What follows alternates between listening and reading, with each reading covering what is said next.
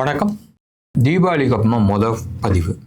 நேற்று Murad trading almost close ஆகும்போது spot வந்து 99 பாயிண்ட்ஸ் ப்ளஸ்ஸு, பேங்க் நிஃப்டி வந்து 198 பாயிண்ட்ஸ் ப்ளஸ்ஸு, ஒரு ஸ்டேஜில் ஆல்மோஸ்ட் 150 பாயிண்ட்ஸ் ப்ளஸில் இருந்துச்சு நேற்று.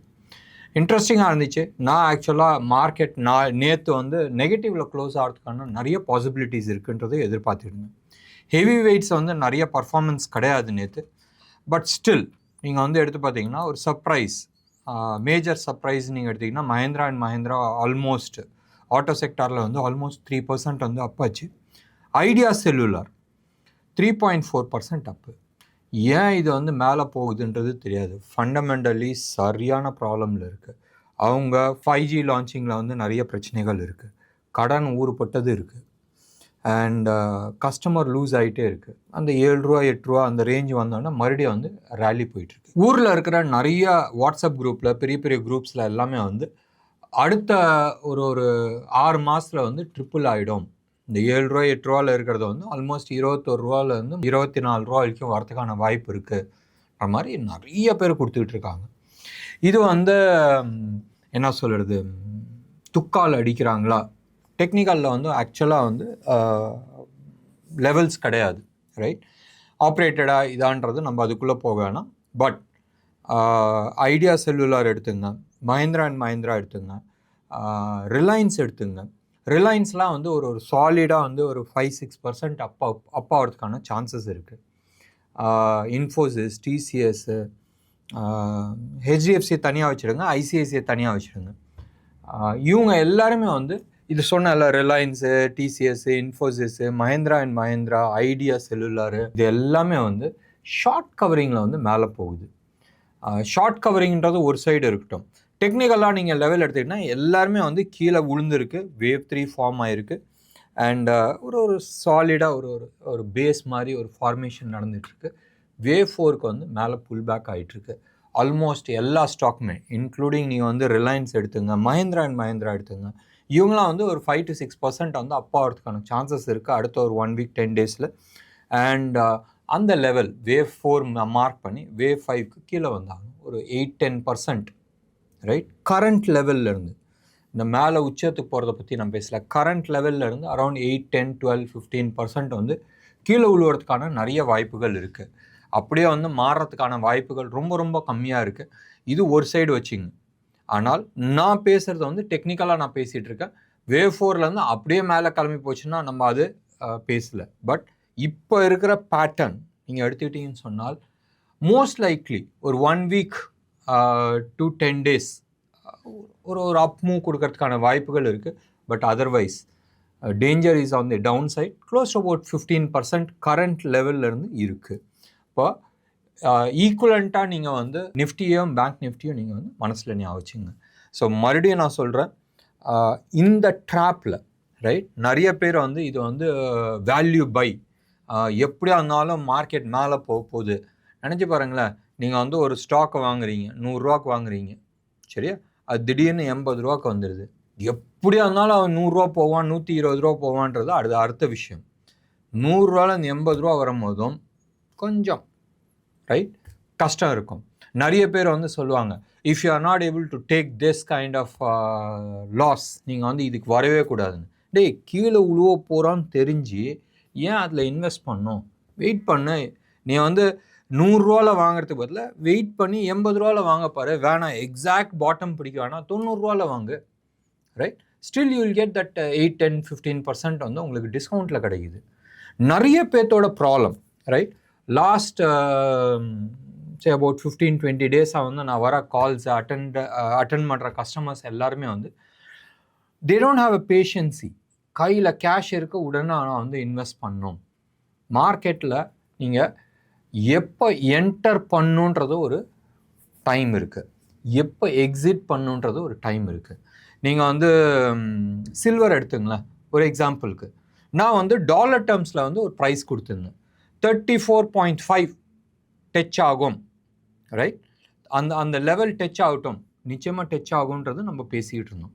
ஒரு லாஸ்ட் வீக்கில் வந்து அந்த லெவலில் டச் ஆச்சு. அப்போ தான் வந்து இந்தியன் ஹோல்சேல் மார்க்கெட்டில் வந்து 1,03,000 1,04,000 rupees பக்கமாக வந்துச்சு.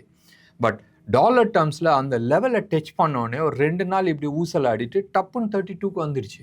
ஸோ எப்பயுமே வந்து என்ட்ரி இஸ் வெரி இம்பார்ட்டன்ட். அதோட இம்பார்ட்டன்ட் வந்து எக்ஸிட். நீங்கள் எடுத்து பாருங்கள், நிறைய பேர்கிட்ட வந்து நான் எக்ஸிட் பண்ணுங்க சொன்னப்போ லைட்டாக எடுத்துக்கிட்டீங்க. அண்ட் எப்படியா இருந்தாலும் மார்க்கெட் மேலே தான் போகுதுன்ற மாதிரி உங்களுக்கு ஃபீல் இருந்துச்சு. அண்ட் அந்த தீபாவளி பிக்குன்றது இப்போதைக்கு அவாய்ட் பண்ணுங்கள். டெஃபினெட்லி யூஃபோரியா இருக்கும். அடுத்த ஒரு 1 வீக்கில் வந்து நிஜமாகவே நல்லா பிரைட்டாக இருக்கும், பத்தியா சூப்பராக இருக்குன்றது. பட் இவென்ச்சுவலி அந்த setup is not showing healthy things. டெஃபினட்டாக ஆஸ் ஆன் எஸ்டர்டே ஃப்ரைடே அன்றைக்கி ஒரு நேற்று மூரத் ட்ரேடிங் ஒரு 1 hour ட்ரேடிங் நடந்துச்சு. அந்த டேட்டாவை வந்து நம்ம ஃபுல்லாக எடுத்துக்க முடியாது. மண்டே அன்றைக்கி ஈவினிங் பார்க்கலாம் தான் நான் வந்து சொல்லியிருந்தேன். ப்ராபப்ளி டியூஸ்டே அன்றைக்கி இருக்கிற வீடியோவில் வந்து நிறைய இன்டெப்த் நான் வந்து கவர் பண்ணுறேன். இது ஒரு சைடு. யூஎஸ் மார்க்கெட் எடுத்துங்க. தேர்ஸ்டே அன்றைக்கி ஒரு கேப் டவுனோட டவ் ஜோன்ஸ் ஓப்பன் ஆச்சு. ஆல்மோஸ்ட் ஒரு 350 பாயிண்ட்ஸ் வந்து நெகட்டிவில் க்ளோஸ் ஆச்சு. டவ் ஜோன்ஸ் டெக்னிக்கலாக வெட்னஸ்டே க்ளோஸ்க்கும் தேர்ஸ்டே ஓப்பனிங்க்கும் நடுப்புற வந்து ஒரு கேப் இருந்துச்சு. அந்த கேப் ஃபில்லிங்கோசரம் நேற்று மேலே போயிட்டு மறுபடியும் வந்து டவுன் சைடில் வந்து க்ளோஸ் ஆகிருக்கு. நெகட்டிவில் க்ளோஸ் ஆகலை, ப்ளஸ் 300 பக்கமாக வந்து க்ளோஸ் ஆகிருக்கு. S&P 500 டவ் ஜோன்ஸோட ட்ரேடபிள் ஃபேக்டர் நம்ம நிஃப்டி பி மாதிரின்னு வச்சிங்களேன். உலகம் பூரா வந்து அந்த S&P 500 தான் வாங்கிட்டு இருக்காங்க. பர்ஃபெக்ட் டாப்பிங் டெய்ல் ஃப்ரைடேயோட பாரு ப்ளஸ் தேர்ஸ்டே பாருக்கு வந்து இன்சைட் பார் பேட்டர்ன். அப்போனா என்ன அர்த்தம்? Continuation of Thursday's pattern down side. NASDAQ யூஎஸோட டெக்னாலஜி இண்டெக்ஸ் ரைட், இவ்வளோ நாள் வந்து யூஎஸ் மார்க்கெட்டை தூக்கி பிடிச்சிக்கிட்டு இருந்த ஒரு செக்டர். இருக்கிற ஒரு மேக்னிஃபிசன்ட் 7 வாங்க ரைட், அந்த 7 கம்பெனி, அந்த 7ன்றது 5 ஆச்சு, 5ன்றது 3 ஆச்சு. யார் யார்? Tesla, Nvidia and meta. 3 பேருமே வந்து நேற்று போட்டு மிதின்னு மிதிச்சாங்க முந்தா நேற்று. அண்ட் நேற்று வந்து அதுக்கான ஷார்ட் கவரிங்ஸ் இருக்க தானே செய்யும். ஸோ இதுதான் வந்து இப்போதைக்கு இருக்கிற ஒரு சூழ்நிலை. அண்ட் வர 6ஆம் தேதி அன்னைக்கு யூஎஸ் ரிசல்ட் இருக்குது ஈவினிங் ரைட். நம்மளது வந்து 7th மார்னிங் வந்து அதுக்கான ரிஃப்ளெக்ட் வரும். யார் வேணால் ஜெயிக்கிட்டோங்க, தாத்தா ஜெயிக்கிட்டோம் இல்லை அக்கா ஜெயிக்கிட்டோம், யார் ஜெயித்தாலும் யூஎஸோட நிலைமை ரைட் வந்தோடனே இந்த யூஃபோரியாலாம் இருக்கும். வந்தோடனே they have to face the reality. என்ன ரியாலிட்டி? $35 trillion time bomb. என் வார்த்தை கிடையாது, எலான் மஸ்கோட ஸ்டேட்மெண்ட். நான் மறுபடியும் கேட்குற ஒரே ஒரு விஷயம், இந்த வருஷம் பழைய கடனை ஒரு 17 trillion கொடுத்து புது கடன் வாங்கணும். வாங்கினப்போ $2,000 வட்டி, இன்றைக்கி வந்து ஆல்மோஸ்ட் $4,000 வட்டியில் இருக்குது. என்ன பண்ண போகிற? ஏற்கனவே ரஷ்யா சைனா சேர்ந்து டாலரைசேஷன் பண்ணிகிட்ருக்காங்க. ஏற்கனவே இந்தியா ஒரு சைடு பண்ணிகிட்டு இருக்கு. இவனுக்கு ஏற்கனவே இந்த பிரச்சனை இருக்குது. யார் கடன் கொடுக்க போகிறாங்க?